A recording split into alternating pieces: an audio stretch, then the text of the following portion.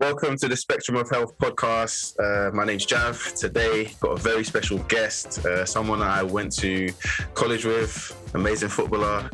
You probably follow her, Instagram, TikTok, influencer, 500k followers. I'm trying to get to her level. Professional footballer, you do a lot of things, man. Siobhan Wilson, thank you for joining me. Thank you for having me. Why are you trying to gas me like that? No, because it's true. It's true. It's facts. It's facts. So yeah, how you been? How's everything? Yeah, good, man. Just work and football. That's literally it. Busy lifestyle, man. What about you? How you been? Yeah, good. Busy. How's the season going so far? It's all right, considering we're still part-time, I think there's about 4 or 5 clubs in the league that have gone full-time. So it's difficult to compete, like especially when you're part-time, innit? Yeah. But I think we're sitting fifth now. Yeah. So yeah, we're doing all right. Yeah. We're like top out of all the part-time teams. We're the highest. So okay. And then what about what would you say on a personal level? How would you say the season's going for you in terms of performance? Good. I got 5 goals. So I'm joint top goal scorer. I swear. Yeah. What position are you playing? Winger. Okay, cool.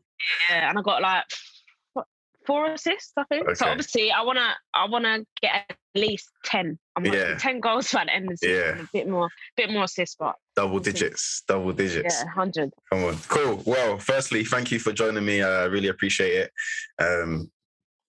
I've been just looking to get as many good guests as possible, and obviously I've known you for a minute now. Kind of worked together a little bit, so I just thought it would be really good to kind of get you on, kind of just talk about a little bit about your background, and also obviously you're still playing professional sports, but stepping away from college sports and that transition as well, and a little bit about your background, so, and your coaching as well. So that'll be that's kind of what I want to get into. So basically, I kind of want to know, how did you get into football? What was your kind of introduction into sports and football as a kid? Well, my dad actually played professionally back in the day. I don't even remember it because I was so young. He retired in 2000, but he played for Tottenham, Chelsea, Man City. Jeez, big clubs. Okay. Yeah, so he was at it. He was doing bits. So your dad was a big baller.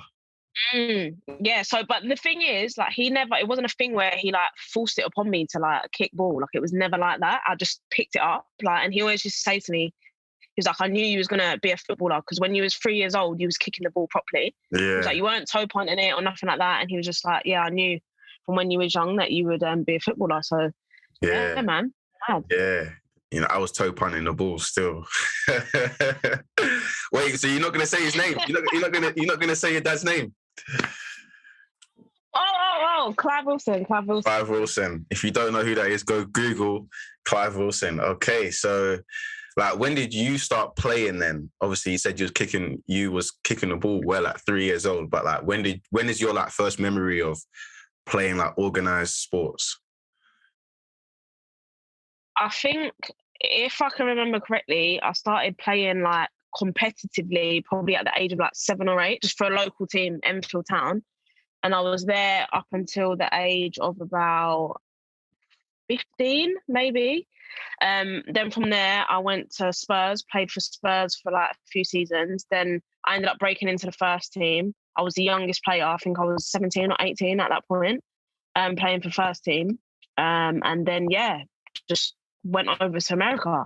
Right. Okay. You were over there at the age of 18, and yeah, man. Yeah. So hold on the American stuff. We're gonna get to that. Before we get to that though, so you're just playing at a local team, ended up going to Tottenham, yeah. So, but during that period, teenagers and stuff, was there any secondary sports, secondary school sports for girls, football? Was there anything competitive or anything like that? Because I'm trying to think back to when I was in school. I don't think we had a women's football team, so I'm just trying to think. Yeah, but the thing was, I always used to play for the year above.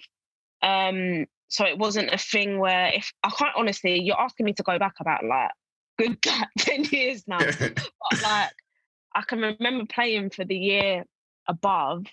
And I mean, it wasn't like, we was lucky because the girls who were in the year above me, there was a couple of them who were playing for like competitively at the time, like for Watford. And at that time, Watford had like a centre of excellence, they had like academy and stuff. So to be fair, we had a pretty decent team, but we were just lucky to have players who, you know, were actually playing football. But apart from that, in my year, I don't think there was any girl who was like actually playing football like on a serious thing. Do you know what I mean? So yeah, it was just like one of them ones, you know, where the teacher goes around and just gathers as many players as she can. Yeah. It was one of them. So did your school like push you to play sports? Because obviously nowadays, you know, there's a big push for women's sports and trying to get more girls into sports. But like back then, were they pushing you to try and play sports, or was it just a thing of like you loved it, your dad supported you to do it? Like, yeah, like I said, like I've been playing for as long as I can remember. But in like certain things, like there was like cross country, there was I've done a bit of cross country, I've done a bit of athletics. In athletics, I used to do the hurdles, 100 meter, 200 meter, relay. And I hated cross country. Like when I tell you I hated it, and you're probably thinking, why? Like you play football, you run around for 90 minutes. But you know, running is not... it's not the same, yeah. And it's not the same as well. So like, it was one of them ones when my teacher was like, she'd ask me and be like, no, I'm not on it. I don't want to do it. Yeah. She'd be like, okay, cool. Well, I think there was a time where I had like a detention or something because I didn't remember PE kit. She was like, cool, if you do cross country, then I won't give you detention. And I was like, oh. So she would like blackmail me into doing it, man. Yeah. But you know what? I think it was hard. It was hard to get girls to do stuff, especially back then. I think now, I think a lot of girls are more exposed to it, but back then there wasn't really that many girls involved in sport. Yeah. Because even when I think back to like PE classes and stuff, the girls didn't want to do nothing. No. And I think that the teachers, I don't know, like in my school, the teachers got to a point where I felt like they didn't even bother encouraging the girls to do anything. If they didn't bring their PE kit or whatever, like girls would purposely not bring their PE kit so they didn't have to do anything anyway. So yeah. 100%. That was me in swimming because I didn't want to get my hair wet. I was happy taking the detention. Yeah. No, that makes sense. Cool. So you get to 16, 17, you're playing in the first team for Tottenham, yeah? So obviously women's football now is a lot different, like at the first team level. What was it like back then? Like the exposure, like how you were treated? It was nowhere near what it is now. So just to put it into perspective, we had, so our kit, like our like travel kit, like our training kit, was given to us from the men, but from like 3 seasons ago. We couldn't afford to get our own kit. Like, that's how deep it was. So we'd be wearing like, you know, like the football training pants, like they're tight and they're like really tight at the bottom, like them ones. And it would have like first team on it and like the first team's names, initials and number. Wow. But yeah, it was back then, like there wasn't, I mean, obviously there was money in it, but nowhere near what it is now. And that is a big reason as to why I did end up going to America, because if it was a thing where women's football was where it is now and I was 17, 18, I would have stayed here. Yeah. But because there was an opportunity to like progress and excel the way you can now, I was just like, well, America's the place to be. So that's the option I chose. Okay. So talk to me about that then. Like, how did the opportunity to go to the States pop up? Like, what was the whole journey behind that? So I went to Southgate College in North London, and basically it was partnered with Tottenham Foundation. So obviously I'd go do my studies. I was doing like BTEC, level 3, whatever it was. And then basically like we'd train every day and play obviously other colleges throughout the week. But because it was partnered with Tottenham Foundation, we wear like Spurs kits and stuff. So obviously I was playing for them and I was playing for actual Spurs at the same time. So I think, if I can remember correctly, there was someone came in to our college and done like a presentation on like American scholarships and stuff. And it was always something that like I've had in my mind that I wanted to do. And like, you know, like you watch Bend It Like Beckham, and I was just like, yeah, I want to be like them. I want to go over to America.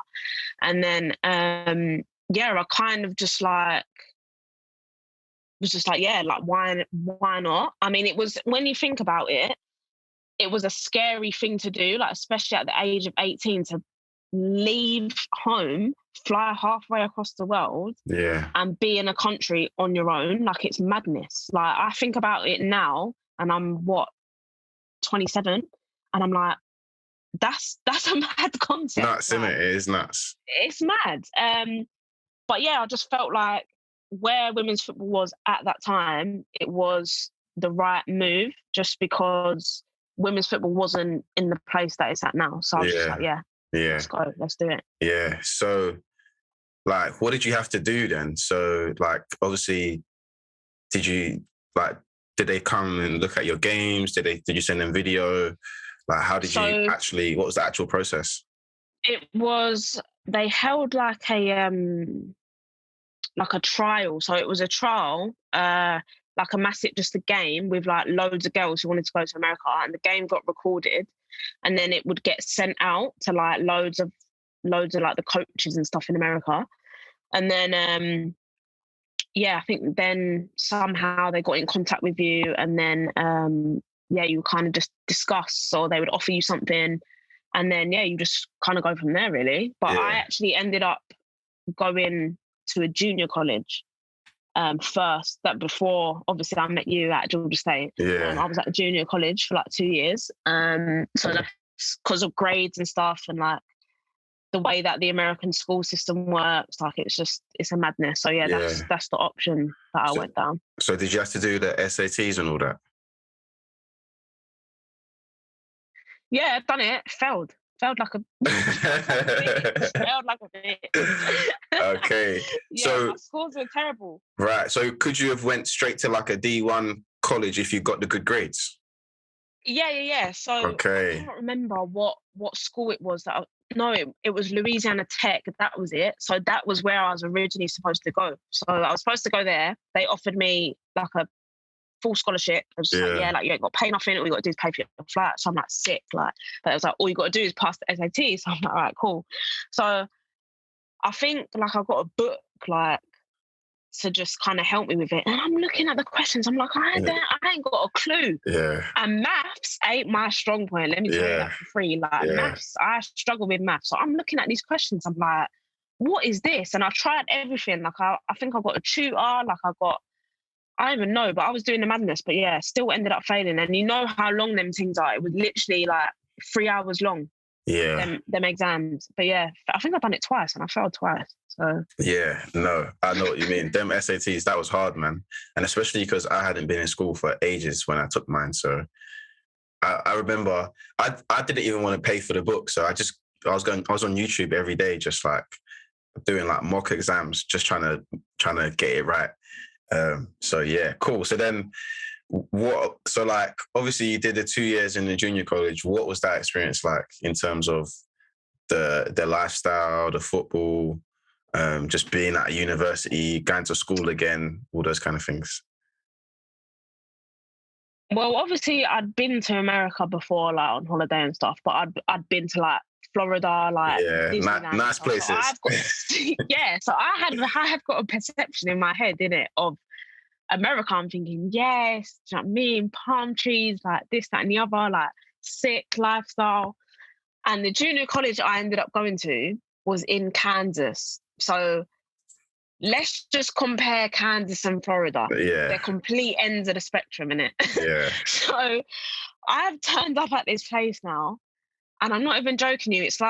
It was like, you know, in the movies when you see like the tumbleweeds like go across the road and that. Yeah. So it was, I'm not even joking you, it's literally like that in the middle of nowhere. I'd had to fly to somewhere, then get a connecting flight to somewhere and a connecting flight to somewhere else. Because it was in the middle of nowhere. There was no like direct flight there. And then the school itself was like an hour drive from the airport. So I just remember I'm in the car and I'm just looking and I'm just seeing like bare fields and just bare tractors and just land. And I'm like, this ain't America. This ain't Yeah, this America is that I'm mad. seeing on Yeah. the TV. Like, so yeah, got there and obviously like it's mad, isn't it? Especially when you're that age and you're exposed to one, a completely different culture, a different lifestyle, and on top of that, you're in an education system that you're not familiar with. It was hard at the start. It was very hard at the start. And then on top of that, you're playing like football, you're training every day. Not to mention in like 40-degree heat. So it's something that you're not used to, but it takes a bit of time, just like anything when you adapt to a new environment. And then yeah, it was just, I loved it. It was sick. Even though it was in the middle of nowhere and there was nothing going on, because everyone was in the same boat, you just made fun somehow, some way. Like it was sick. I loved it. What was the campus like? Was it a big campus or like a small campus? No, it was tiny. It was literally tiny. I think it had, to be fair, like the junior college I went to was called Hutchinson Community College, and it's known for like being really good at basketball, American football, and it's quite good in terms of sports and stuff. Like they make it to nationals like every year. So like in terms of facilities, the facilities were unreal. Like they had like a massive American football like stadium. I think the basketball stadium was one of the biggest junior college like basketball arenas in the country or something.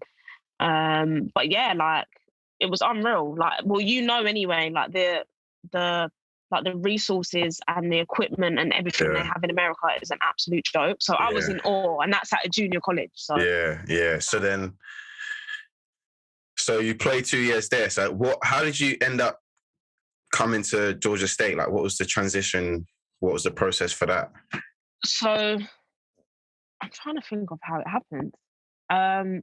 So obviously when you're at junior college, you're only there for 2 years, innit? And then you go somewhere else and you finish your degree. Because obviously when you do your classes, you get credits and you need to hit a certain amount of credits before you can then go to like a D1, a D2, whatever it is.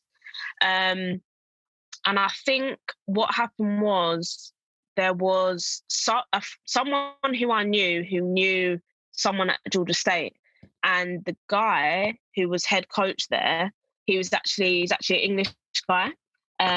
He's from like Luton or somewhere, and I think I spoke to him on the phone. He was like, "Yeah, we want to get you down for a visit," and I think I won like a couple of awards in junior college anyway for like, I don't know, like player of the season or something like that. So I went down there, and obviously I'm going from Kansas now, where in the middle of nowhere, to Atlanta. Yeah. So I turn up at Atlanta and I'm like, yeah, this is the America I'm talking about. So obviously, like Atlanta airport is massive. So I'm just like, oh, like, this is sick. And then when you're flying in, you can see the city and it just looks unreal. So anyway, go to campus now. And because when you think of like a university campus, it's kind of like separate to everything. From everything else, In obviously downtown Atlanta, the campus is actually in downtown, in the city. Like it's sick. So I'm there, I'm just like walking through downtown and I'm thinking, oh, this is sick. Like maybe like we're going to get like a coach or something to the campus. Like, and it's like, no, like the classrooms are here, like in downtown. I'm like, sick. Like, so yeah, went down for a visit, saw everything. And yeah, I was just like, yeah, man, I just felt like it was where I needed to be. It was like the right time, the right place. Like I just liked the environment, like the vibe, like the whole thing. And yeah, just ended up obviously moving there.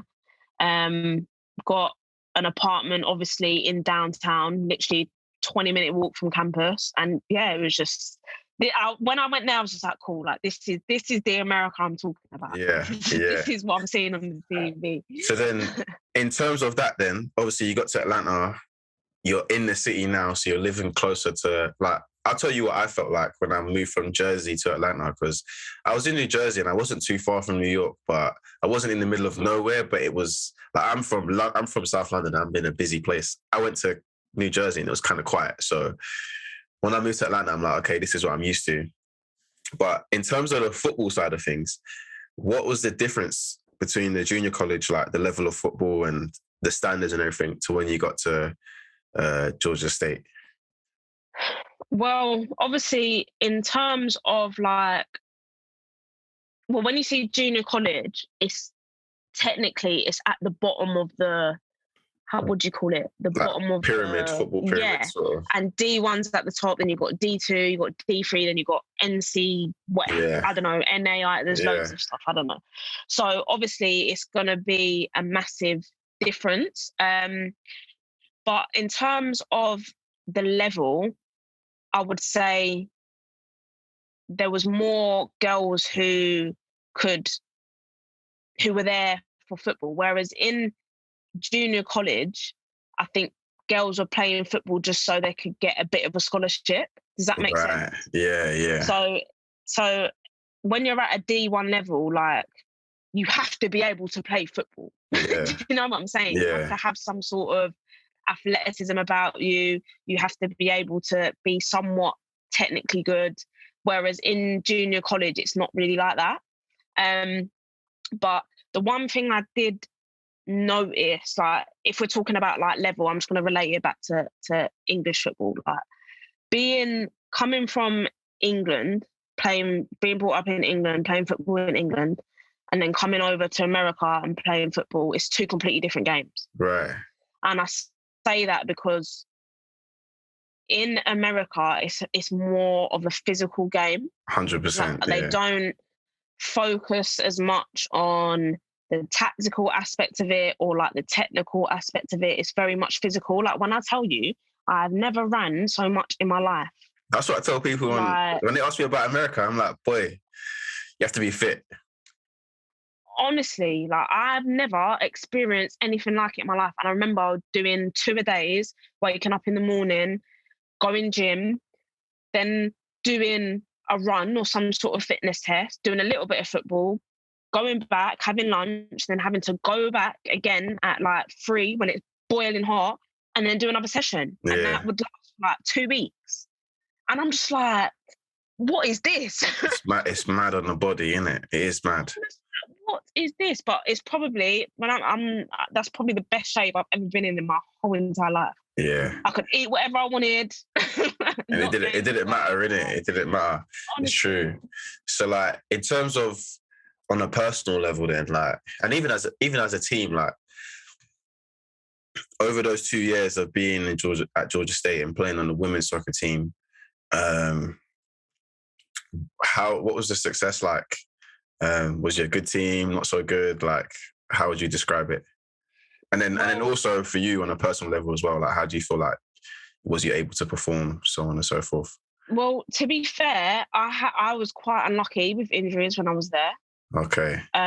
So when I transferred there, I got a back injury. So what I had done, because obviously you know how the season's so short, it's literally like 3 months. So I think I could have played that first season, but they redshirted me. And for those who don't know, that means you're not like on the system, so to speak. Like, you're not technically a player, and you get to save a year of eligibility, because you get 4 years in total. So I didn't want to waste a year. So I basically redshirted my first season there. Then my second season, I was like, yes, like, cool, like, I'm gonna go, we're gonna do it. And then I think it was the season hadn't even started. It did start, but I don't think it was conference. And we went somewhere in Tennessee, and I must have got absolutely rattled. Like, some defender absolutely rattled me and landed on my shoulder. And I just couldn't move. And I thought, oh, I've dislocated it here. And then I got up, and then obviously the physio came on. She's like, oh, like, take off your shirt, like, so I could see like your shoulder. And she looked at me and said, nah, you ain't going back on. And I looked down, and my collarbone was like not poking at my skin, but it was just poking. And I'm thinking, nah. And I'm thinking, nah. So yeah, that completely wrote me off. So I ended up breaking it in like 6 pieces, had to get an operation. Jesus. Still got the plate and the screws in there right now. And so when I did originally do it, they said, yeah, like, you're done. Like, you won't be back in time for, like, you're done, innit? Yeah. And it was my senior year, and I'm thinking, nah. So I think there was 1 game left, and I think a week before I went to the doctors, and they like were looking at it and stuff. And because I remember when they said to me that like, you're done for the year, I'm like, no, there's no way. Like, I'm playing 1 game at least. Like, it's not happening. Like, it's not happening. I'm not leaving here not playing at least 1 game. Yeah. Like, no. Yeah, no that's way. mad. So anyway, like, they said, I went and saw the doctor, and they said to me, yeah, like, it's healed. It's not like fully healed, but it's pretty much like 80% there. And I said to him, I said, bro, please, like, it's my senior year, like, it's senior night, like, please just let me play. Like, and anyway, like, after a bit of convincing, he let me play. Did we win? I can't remember, but I ended up scoring anyway. I ended up scoring on my last game, so I was happy about that. So I went out with a bang. But I mean, I wish I could have had a bit more playing time, especially at Georgia State, because that was like where I feel like I enjoyed it the most in my time in America. But you did but after that, didn't you have another year of eligibility? No, so I forgot to mention I went to Clayton State before. So basically, yeah. I literally, no joke, I always forget I went there, you know, because I was only there for like a year. So yeah, from Hutchinson, I went to Clayton State, which is still in Atlanta, it's still in Georgia, but it's just like south of Atlanta. It's about 25 minutes from downtown. And I went there for a year, but I didn't really enjoy it that much, like the way it was like run and stuff. And then, yeah, that's why I went over to Georgia State. Yeah. I completely forgot about that. Okay. Yeah. I got you. So you never really got to play at Georgia State? Like, you never really... Okay, cool. And then in terms of like... So obviously one big thing that I noticed, right, when I moved to the States was just like the big heavy emphasis on strength and conditioning and the fitness side of things.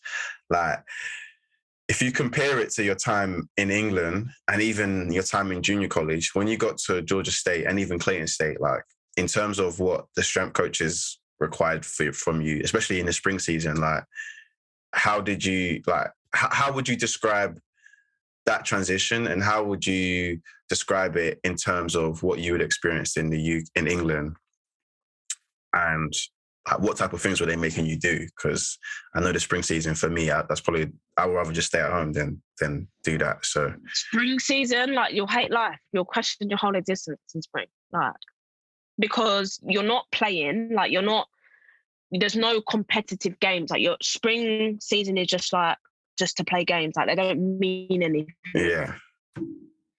So when you're waking up at like 4 or 5 in the morning to have to go lift, you're like, what? Do you know what I'm saying? Like, it's so hard to stay motivated because you're like, what am I actually doing this for? But yeah, in the spring, I always struggled just simply for that reason. But in comparison to, like, I'm just going to use it to obviously what we do at like Crystal Palace and stuff. But what I found was that, like, in terms of lifting and stuff, I feel like it wasn't very sports specific based. I mean, a couple of the exercises were like, obviously you got your back squats, hip thrusts, like power stuff, but like, I just felt like it was more like, yeah, let's just get them ripped. Let's just get them absolutely ripped, get them as strong as we possibly can. And yeah, just get them like absolute powerhouses.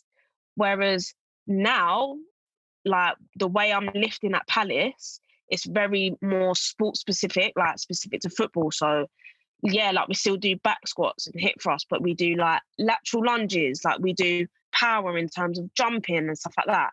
Because I just felt like I was lifting like a bodybuilder there, I'll be honest with you. Yeah. And when you're lifting like that and you're playing a sport, you're going to get slow and you're not going to be able to maneuver around the pitch as well. Yeah. Whereas if you incorporate like dynamic movements and like exercises like lateral lunges or like single leg RDLs and stuff like that, it's more sports based, because like in football, like you're chopping and changing, like you're changing position, and you need those sorts of movements to change your body weight over a space of time. Do you know what I mean? So, I would just say I felt like I was like literally like training to compete or something. Yeah. But that's the difference. No, yeah, I know exactly what you mean. I felt like that as well. It was just straight, lift as heavy as you can. I felt like we were just training like the American football team. I felt like we was training like how they train. That's what it felt 100%, like. 100%. And everyone was doing the same thing. So there was no like personalization to the programs, unless you were injured. I just felt like everyone was just doing the same thing. So, and obviously everybody's body is different. So to have everybody doing the same thing just didn't quite make sense. So then it wouldn't even be like, because we do like at most 4 sets at most, but on average we do about 3 for each exercise. But it will be like 6 sets of back squats, and I'm just like, what? It's true. And I'm thinking about it now. Like, I'm like, well, why were we doing this? But the thing is, I feel like over there, like they just feel like everything they do is right. So you can't even question it, because if you question it, people are they're looking at you like you think you're better than everyone because you're from England or whatever. I'm like, no, it just doesn't make sense. So I hope there's no Americans listening to this. I hope they take it to heart. So yeah, like obviously after your senior year, obviously you had the injuries. What was on your mind? Like, what were you thinking? Did you want to try and stay out there and try and play women's soccer out there? Do you want to go to just get into work life? Like, what was you thinking? Well, in an ideal scenario, like, yeah, I did want to stay out there because I loved it out there.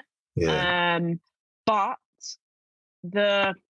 to go professionally in America as a woman is very difficult.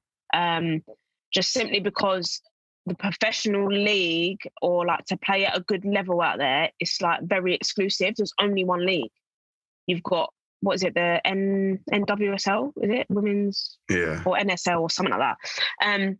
So obviously they've got like the drafting system, don't they? So this is kind of where like there's teams and they pick players from like different universities and stuff. But in order to go in the draft, you've had to kind of had a good season, and I didn't play. So I'm thinking there's no, like, who's going to pick me up? Like, I ain't got no stats, nothing. Like, no one knows who I am. Yeah. So I had in my mind that I wanted to play.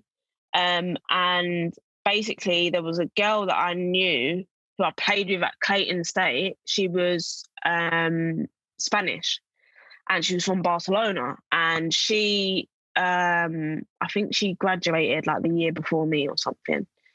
And anyway, before I graduated from Georgia State, we was texting, and she was like, oh, my coach, like, she was playing for Malaga at the time, and they were playing in the 2nd division in Spain, but they were doing like really well. They were like top, and they were aiming for promotion to like La Liga 1.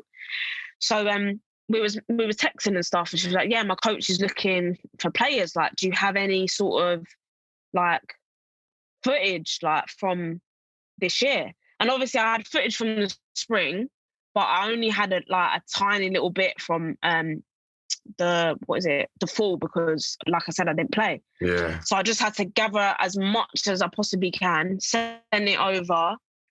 And he was just like, yeah, like, when you're back, fly over, like, want you to come over and like trial, innit? So I'm thinking, well, I ain't got nothing to lose, like.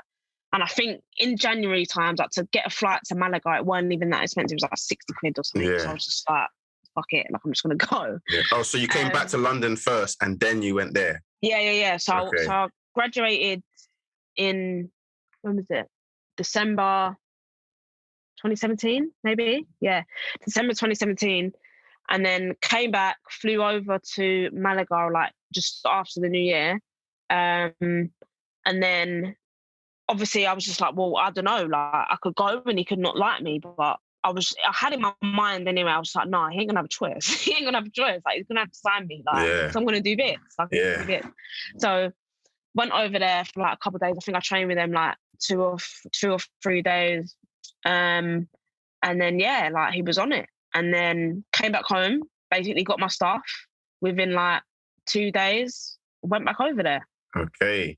So, but when you graduated in the States, you never thought about, like, was there no opportunities to also trial at American clubs? Obviously, getting drafted is one way. Is there no way to trial at American clubs, or was that not something? Not that I knew of, because I know like on the men's side you can, innit? Like there's ways that you can do it, but I think if you want to play at a decent level, like you got to go, like, what is it? Yeah, the Women's National League or something. Right. I can't remember what it's called, but it's kind of the only option. And I didn't want to play at like a rubbish level. So. Yeah.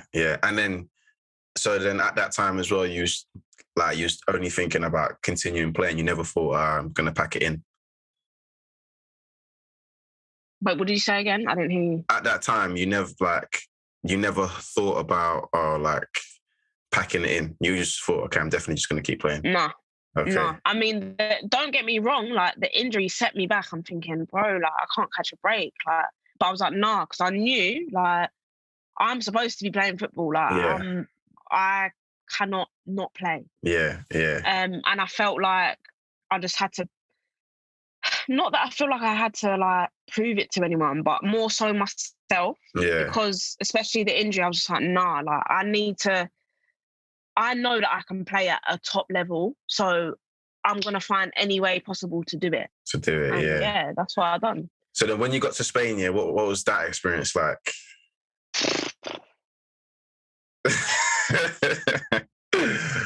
If I'm being completely honest with you, if I'm looking at it like from a perspective now, I hated it. Really? However, when you grow up a little bit and you look back on things and you analyze the situation, I didn't make it easy for myself. Right. I was very young, naive, just coming out of college, like living the lifestyle. And I'm not going to lie to you, I thought I was the shit. Because you just do at that age. Do you know what I mean? You think you know it all, like you think you've got all your shit together. No. So now, like, I'm going into like a professional environment, like, and I was, like I said, I was very naive. I didn't make the situation easy for myself. I was kind of, even though there was girls on the team who could speak a bit of English, obviously, like, what I probably should have done was I should have at least tried to teach myself the basic Spanish words of like pass, left, right, shoot, just basic stuff. And that would have made my experience so much easier. Yeah. But like I said, I was just in the headspace and I was very naive of me. It's all about me. Like, I can't speak Spanish, so you should accommodate me. No, that's not how life works. Yeah, of course. So, I mean, the first 3 months were very difficult, just simply because you're moving to another country that you don't understand anything. You're there on your own with no friends or family. I mean, it's different when you're moving to America because at least you can speak the language and you can make friends in it. Yeah. And you can actually hold convo with someone. Yeah. But when you go somewhere and you can't speak a language, oh my God, it's so lonely. Like, it was so lonely. And like, obviously when there's like times where, you know, you don't have training or you have a free weekend, what am I doing? I can't go see my friends. Yeah. Where am I going? Where all my other teammates, they're going out, they're going home to their family, they're out with their mates. I can't do that. So it was very mentally, it was probably the toughest period I've had in my life so far. Just because it opened my eyes to like a lot of things in terms of different culture, the way people live, the way people do things, that not the way I think is the right way to think. Like, other people can think differently.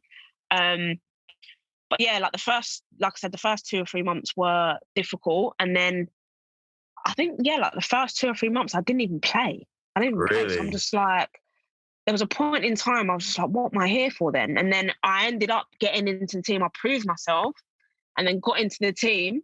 And then, yeah, we got promoted and got to La Liga 1. So that's where you got Barcelona, you got Atletico Madrid, you got the top teams. So obviously season finished, came back home for the summer, and I was just contemplating on what it was that I wanted to do. And then I thought, well, okay, like I've proved myself now, so why not just go back and give it a go at like the top level? Now we're in the top league. Like, yeah, I hated it at the start, but like, let's go. Like, Yeah. so made the decision to go back. And again, me being a young, naive and stupid and dumb, I didn't make it easy for myself, because he basically brought in a lot of players. He brought in players that he knew, players that he'd played for him before. And you know how it is, innit? Yeah. If a manager doesn't like you, it don't matter. You can be Messi or Ronaldo, but you ain't playing. Yeah. If he don't like you as Yeah. a person, you ain't playing. It's just how it is. Yeah.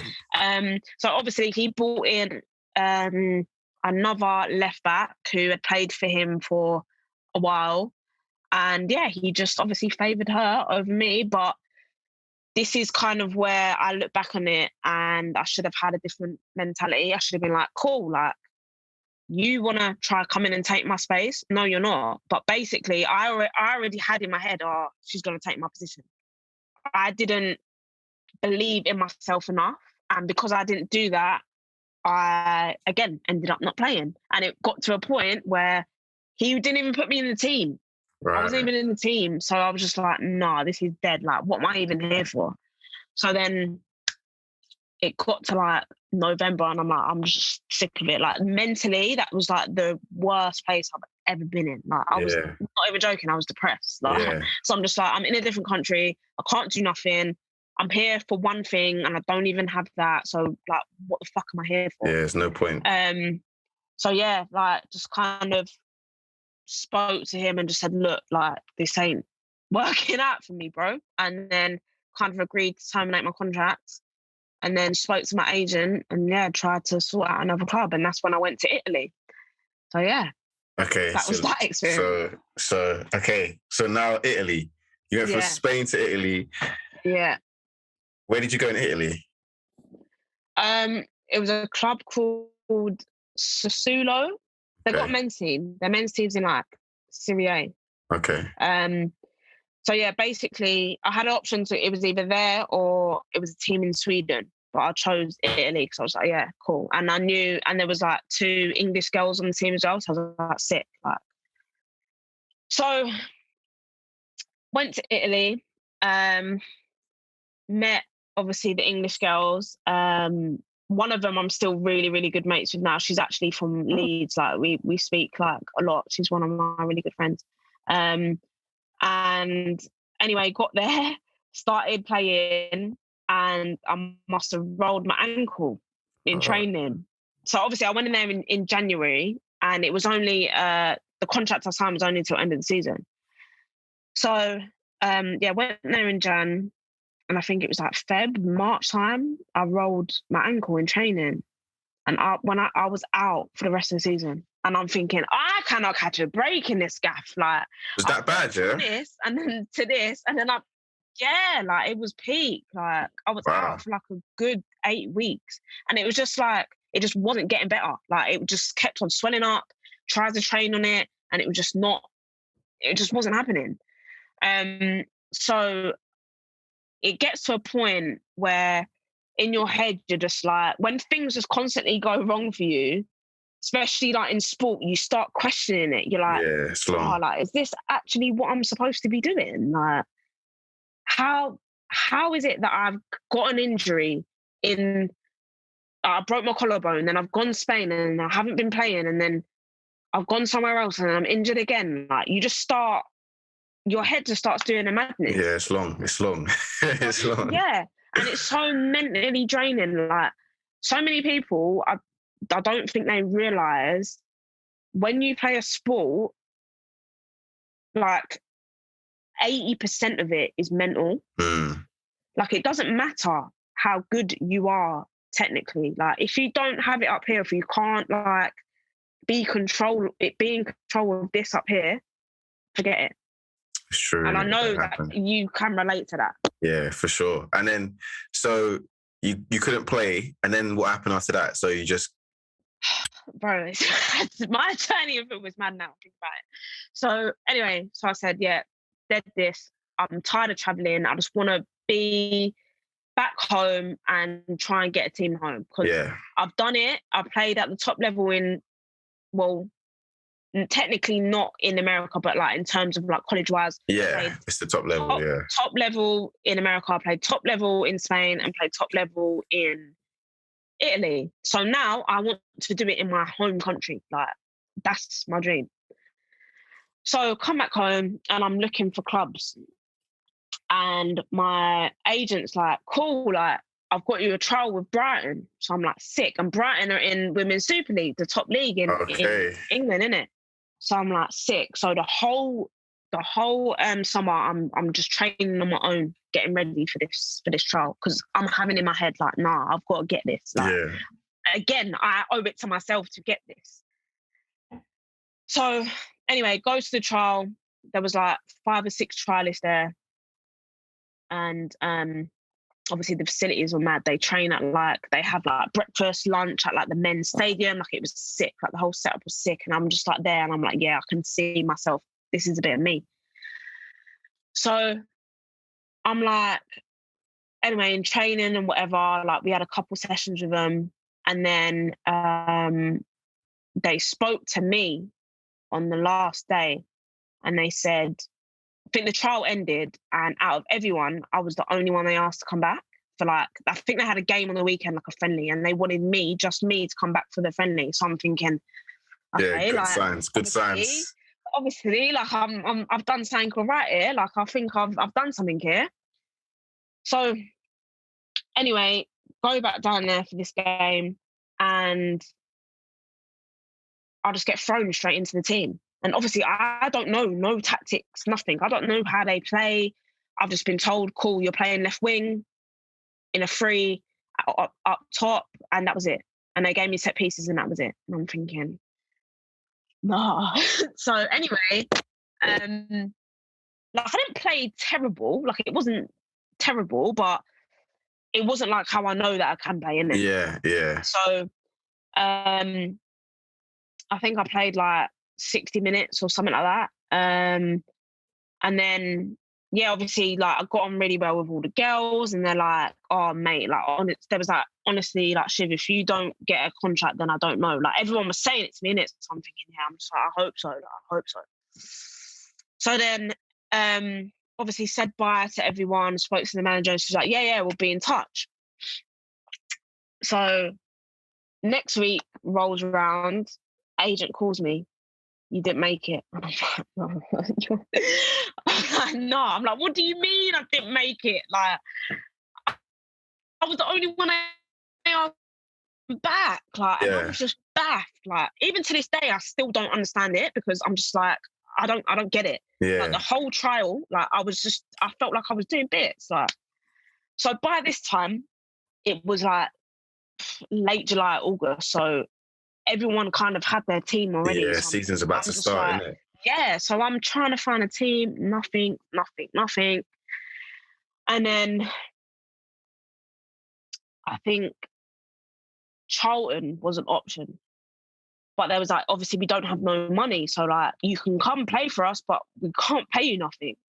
So it was the only option I had. So I'm just like, fuck it. Like, I'm not going to play football. Like, and obviously Charlton are in Women's Championship, which is obviously equivalent to Men's Championship. So they're just below the Super League. So I'm like, okay, cool. I'll be still playing at a decent level, whatever. So I just went. So again, go there. And because obviously they already have an established team, it's hard. When you go into that sort of environment, it's hard to break into. Yeah.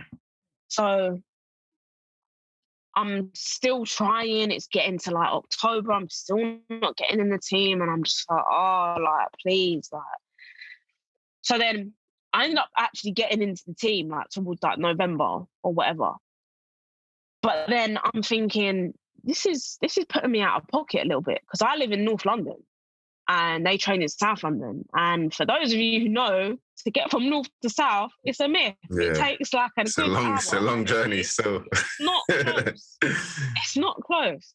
So I just came with there was obviously girls on the team who were getting paid in it. So I just kind of, like posed the question of like, is there a possibility that I can get some sort of, I don't know, expenses or like whatever, because I know you've probably used your budget.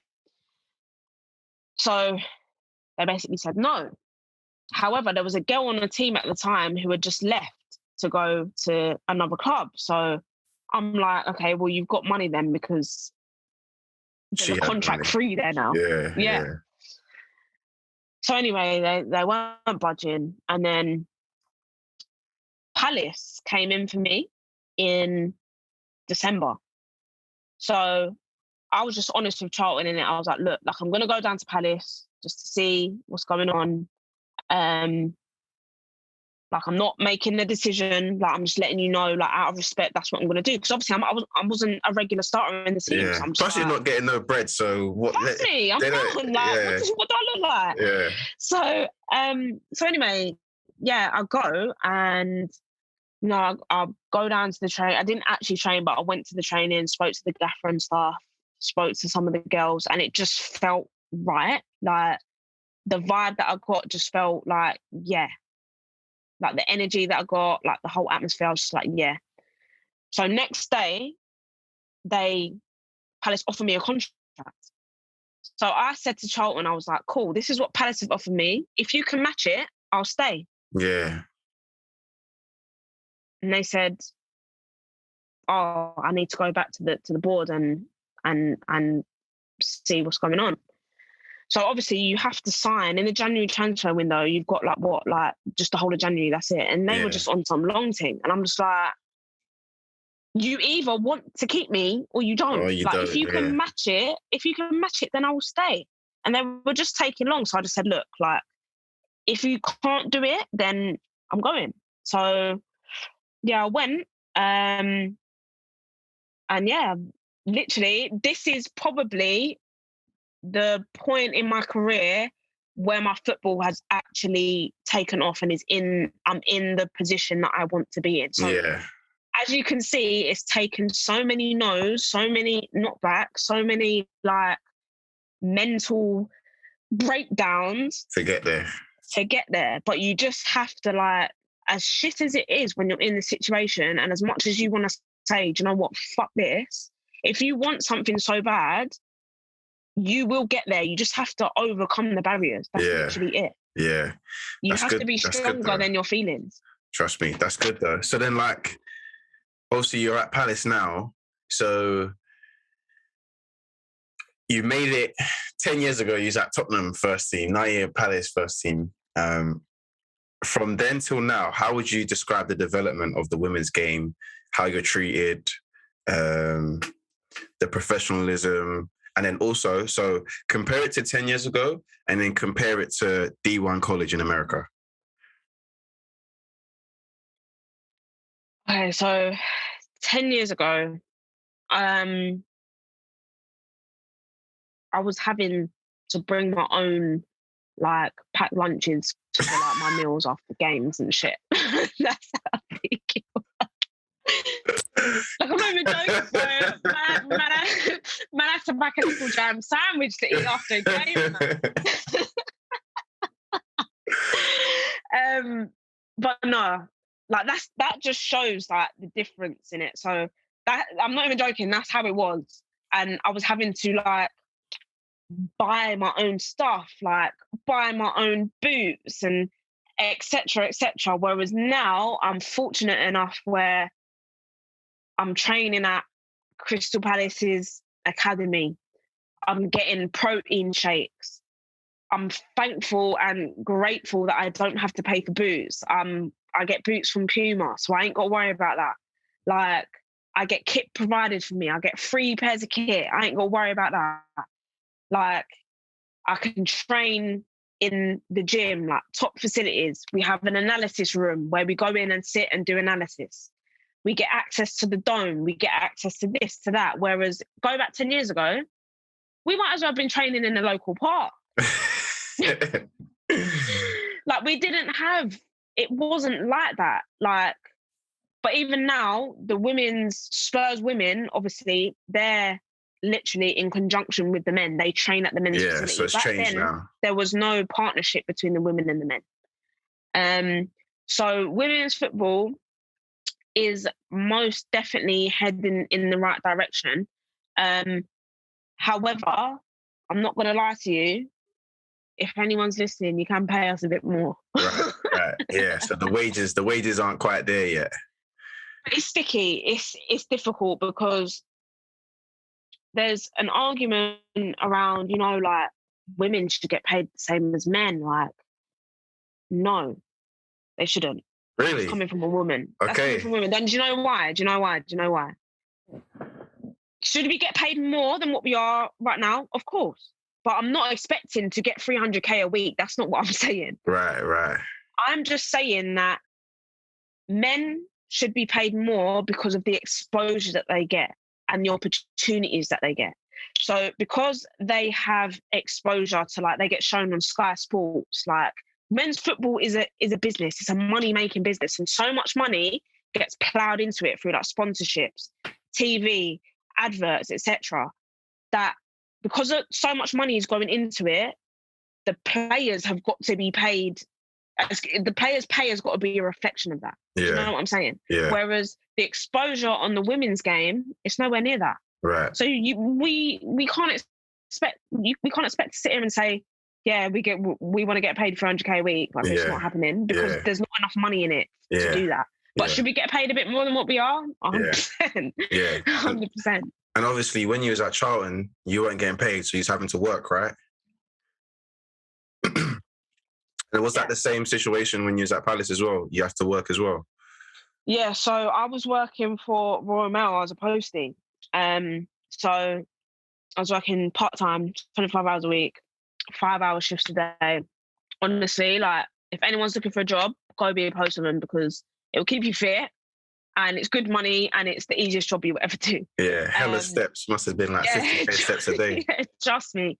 But because of that, because of how much I was walking, it was killing me. Right, your body. I would obviously do that Monday to Friday, and I think each shift I probably walk like 7-8 miles. Wow. And obviously I'd train 3 days a week. So I'd get to training and I'd be fucked. Yeah. 8 miles and I've got to go run around for 2 hours. And I had to do that 3 times a week. So by the end of the week, I'd racked up all these miles in my legs, then had to play a 90-minute game on Sunday. And I couldn't do it. Like, I couldn't even last 60 minutes. Like, when I tell you it would hit 60 minutes and my legs would just be gone. Yeah. And then there was a time where I was just like, this was last season. It was probably around this time last year. Obviously, I was still working for Royal Mail. And obviously, I started my online coaching and stuff. So I was juggling 3 things: football, work, and my business. So I'm just like, I must have, not even joking, I must have had a breakdown in training, bro. Like, I was just there and I was just like, just mentally exhausted from everything because I couldn't keep on juggling everything. And I had a breakdown and I was just like, something has to give because I can't keep on doing this. And it's not going to be football because it's what I love doing. It's not going to be my business because I enjoy it and it's what I'm passionate about. So it's going to have to be work. Even though it's my main income, it's got to go. Yeah. So, because I knew, I was like, if I want to progress in football and if I want to progress my business, that's just going to have to be put to the side. Like, I'm just going to have to take the risk. Because one of them's got to go, innit? 100%. And then also a trade-off. It's like a trade-off, innit? Because if you drop the Royal Mail stuff, that's 25 hours to work on your business, or 25 hours to dedicate more time to recovering and getting better for football or something. Exactly. But then the only thing is, like, shit, well, where's my income? The money, yeah, the money. So what I had done, I made it a thing where I was like, all right, cool. Like, I'm going to save this much. And once I get to this point, I'm leaving. Right. So then I know I've got a cushion just in case. Yeah. So I got that cushion. And then it was in July, I left and I was shitting it. I was like, I didn't have a clue what I was doing. I'll be honest. I had no idea. And obviously I had started TikTok a few months beforehand. But even like, forget the TikTok aspect of it. I just knew that when I was working, I remember there was just so many times I'm at work and I'm posting letters and I'm like, obviously no disrespect to anyone, but like, I'm just there like, I just know I've got more to give. Like, yeah, like this ain't for me. Yeah, I don't want to. Yeah, like I don't want to do this for the rest of my life. Like I don't want to be a postwoman for the rest of my life. Like I just knew that I had a much bigger purpose, and there was just a lot more that I knew I could give. And I just weren't like, I just feel like I wasn't fulfilling my true potential. So man, I just had to take the risk and go for it. So then, like, before we get into the kind of you blowing up on TikTok and stuff, like in terms of the women's game, obviously now you're a professional. You're still part-time, but you're a professional. Are the championship games on TV at all? No, they get streamed on, like, they've got an app. It's like the FA Women's Championship app. They get streamed on there, but obviously the Women's Super League, some of their games that's on TV.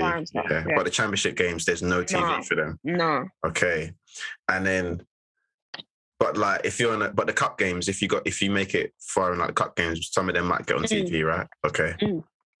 Okay, and then you mentioned obviously like the investment side of things. But at Palace, you get to kind of share the facilities with the men, right? But you just train at different times.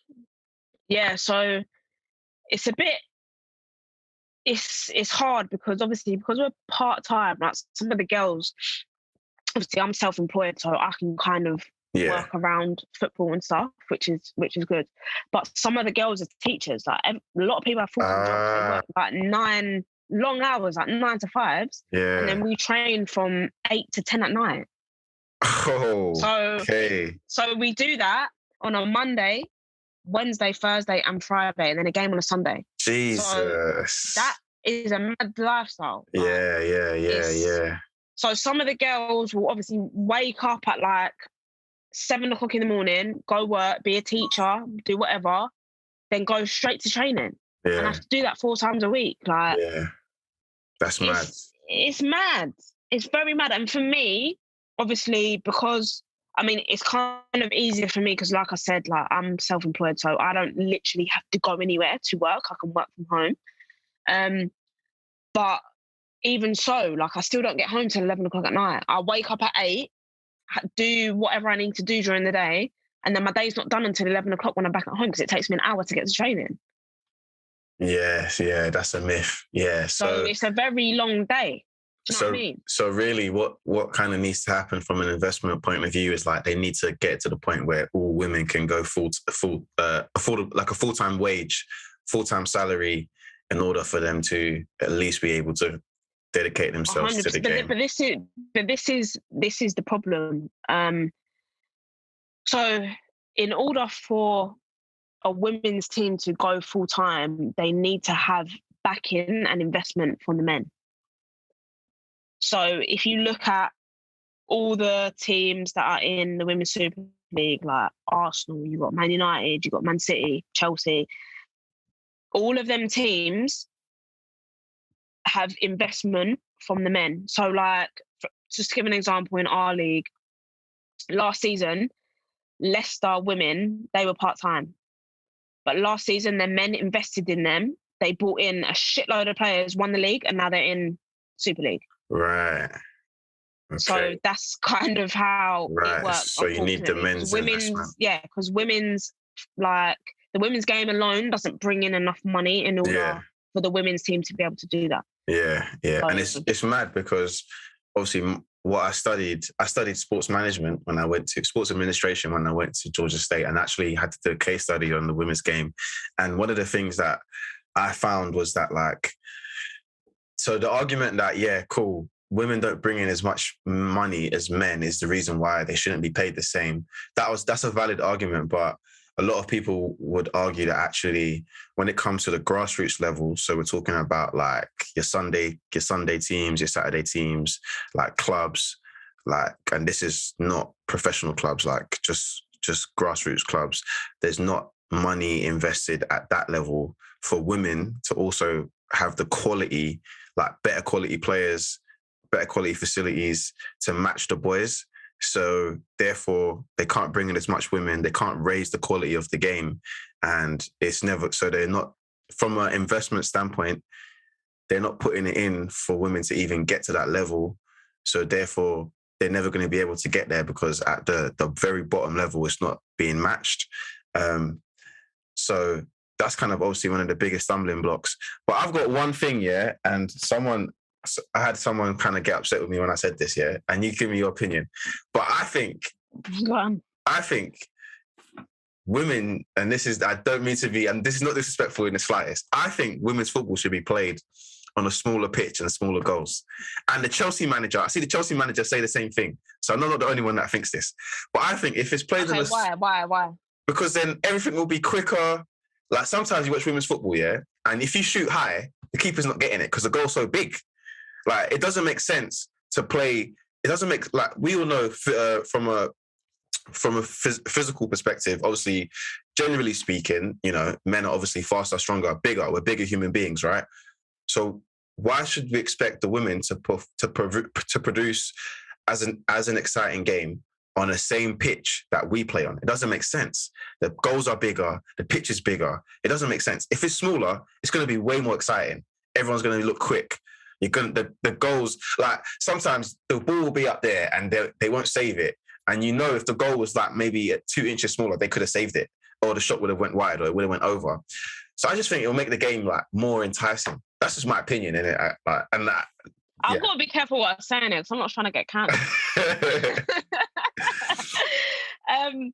But no, like I agree with what you're saying in the sense that obviously men, like biologically, men are faster, stronger, and whatever. And we need to make the women's game exciting so people will pay. Like that's what I think. We've got to get the investment in. But I think I've seen women's games and they are exciting. It is. But not across the board, though. And I think that's a big difference. But this then goes back to the argument of, let's say, for example, all the women's teams in my league were full-time. If they were full-time, they'd be able to attract much better players. Right, so the game would be much better. Because there's still such a big gulf between and the second league. Okay. You know what I'm saying? Yeah. We've got so imagine all the players that are in the top league, that's their job. That's all they do. Whereas majority of the teams in the women's championship, we're out here working. Yeah. We're out here working 9 to 5. So you're never going to be able to compete with that. Yeah, you can't match it. The facilities, etc. It's getting there because, like I said, there's been a lot of teams in the past season or so who have gone full time. So there's more teams now that are going full time. Yeah. And I think it's going to get to a point where where men are gonna look at it, the men's side of the teams are gonna look at it and be like, okay, well, we have no choice but to go full time because the game is progressing so much. If we still want to keep a women's team and to keep them at a good level, we're gonna have to invest in them. Otherwise, they're not gonna be able to compete. Yeah. No, that makes sense. It's getting there. It will get there. Cool, man. So before I kind of wrap this up, then obviously, what you're doing now, you're doing online coaching, going crazy on TikTok, and your Instagram's growing. So I just want to, before I let you go, the last 5 or 10 minutes, kind of just talk to me about like how you started on TikTok. Obviously, you're inspiring me. I'm just looking at your thing like, right, I need to work out how to get these millions of views. So like, how did it start? What was the viral video that got you like bare views? How have you managed to build up like so many followers on TikTok and that? Well, obviously, like when I came across TikTok, or when it started to blow up, and people were showing it to me, I'm like, nah, man, get this shit out of my face. Shit's for kids, man. Like, people are just Yeah. on there doing dances and that. I'm thinking, what do I need to go on that for? Like, so then basically, like, it got to a point where I think I was just like, I'm just going to start it just to kind of get more clients. Like, I had no intention of, like, you know, anything coming of it. Like, I was just like, I'm going to do it to get more exposure, see if we can get more clients. So I was posting a couple of things here and there, posted one video, it done like quite decent, and then my following was growing. So I was like, oh, okay, like, you know, this is building a little bit. And then I think one of the first big like videos that it got like 50k views. And obviously, like, when you post and you get 50k, like, oh my god, like, that's a lot. Yeah, you think it's not normal, yeah. Yeah, I'm like, oh, that's a lot of views. And I would just post obviously like fitness tips, just little random stuff. And then so I made it a thing where I was just like trying to post like regularly every day. And then there was a time I got back from work and I woke up from a nap, because when I was working, I was like, I have to nap before training, otherwise I It will was just die. game over, yeah. I need to conserve some sort of energy. So I woke up from a nap and I was like, shit, I haven't recorded anything, I need to post. So I'm walking around, like trying to find good lighting, couldn't find a good lighting. So I was like, cool. So I went outside, sat in my car, and honestly, on the video, it looked like I'd been dragged through a hedge backwards. Like, my hair was all over the gaff. Like, I looked so tired. My hood was up. Anyway, I just started recording. Literally minimal effort. Like, I'm just there, like, talking. So I remember I was that night, went to training, and I remember laying on the physio bed. I was getting treatment, and I was like, shit, I need to post this video. So I posted it. Went to training, come back home, looked at it, and it was on like 100k, and I was like, oh shit, like, it's on 100k. Woke up the next morning, it was on 500,000, and I'm thinking, nah. End of the day, it's on 2 million views, and I'm like, 2 million views in 24 hours. Like, what the fuck? Yeah. So yeah, from then my shit just started popping. I just got so many followers, and then I think now it's currently sitting on like 8.6 million views or something silly. Wow. So yeah, then obviously I just, you know, like, started posting more, got more following, and I think I started TikTok. It must have been like maybe just under a year ago now. Yeah. Not even. I don't think it's been a year. Yeah. And or maybe it has been a year, maybe just over a year, I'm not sure. But yeah, so now I've got, I think last time I checked, 560k followers. Jeez. And it's just like, and it's mainly fitness content, yeah? Yeah, so I do like, obviously, like just weight loss tips, like do some skits, some funny content, just anything surrounding fitness, really. Yeah, and then in terms of like, how would you say that that's enables you to be a bit more comfortable from a financial perspective, to kind of be able to step away from the Royal Mail job and support your football stuff as well? 100%, because like I said to you before, like, I knew that, like, there was more for me to give, because I remember I was on my round, and I was basically where I used to deliver it on a high street in shops. And I remember I was in a shop and I gave someone their post, and I was like, oh my God, you're that girl off TikTok. And I'm like, I'm just like, right. Yeah. I can do something with this here. If I'm getting recognised when I'm out, like, there's been... And you know what's mad? You know what's so mad, yeah? I don't even have nearly as many followers as you, and I get that same thing, yeah? Like, I went to Co-op the other day, and I was charging my electric key, and the guy at the till, he was like, oh, you do the videos about football, innit? I was like, yeah, I did a couple of videos about football. So it's funny you say that. It's mad.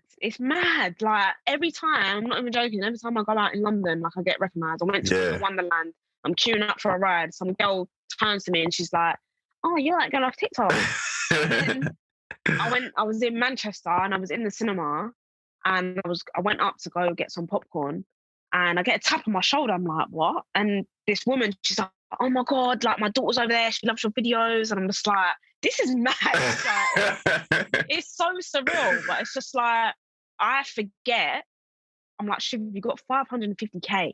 That's Yeah, over it's a lot of half a people. million. Yeah, That's a lot yeah, of people. Like, yeah, but it's surreal to me. It's surreal. yeah. So like right now, then in terms of like how you're managing it, is it just you just post whenever you feel like it? Do you stick to like a regiment? Do you have like a marketing strategy? Because some people take like the posting and stuff like mad serious, like they'll post at certain times, X amount of videos per week, or is it just you'll batch create a few videos and just post them throughout the week? Yeah. Like, So like on a Mondays are my days to record content.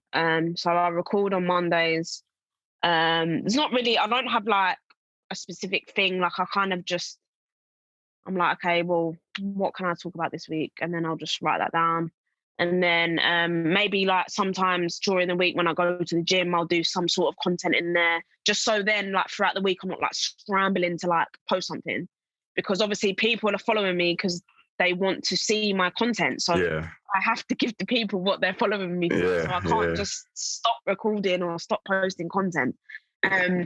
So yeah, like that's, but again, like I love doing it. Like yeah, sometimes there are times I'm just like, oh, I can't be asked to stand and talk in front of the camera today. yeah, But that's with everything. I'm sure everyone gets them days like with everything that they love. There's sometimes it does get like quite tedious, but yeah, yeah, 80 to 90% of the time I love doing it. I yeah, love doing it. And when you have a job that you love and that pays you as well, like yeah. you You can't can do complain. it. Yeah.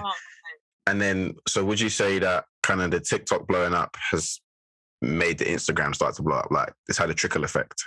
100%. So I was posting good content before on Instagram, but it wasn't engaging. There's a difference between posting good content and posting engaging content. So I remember I was posting, I'm like, why am I not getting followers? Like, I'm not getting no like engagement.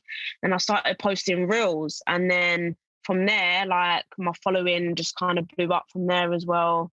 And obviously off the back of that, it helps me get more clients because I've got more like exposure. So yeah, and then off the back of that too, you get brand deals, brands wanting to work with you, Yeah. sponsorship deals, ambassador campaigns. Like the other day, I went to a Boohoo event in Oxford Street. Like, just yeah, it's sick, man. It's sick. I absolutely love it. So Yeah. I can't complain at all. Yeah. That's good. That's good. So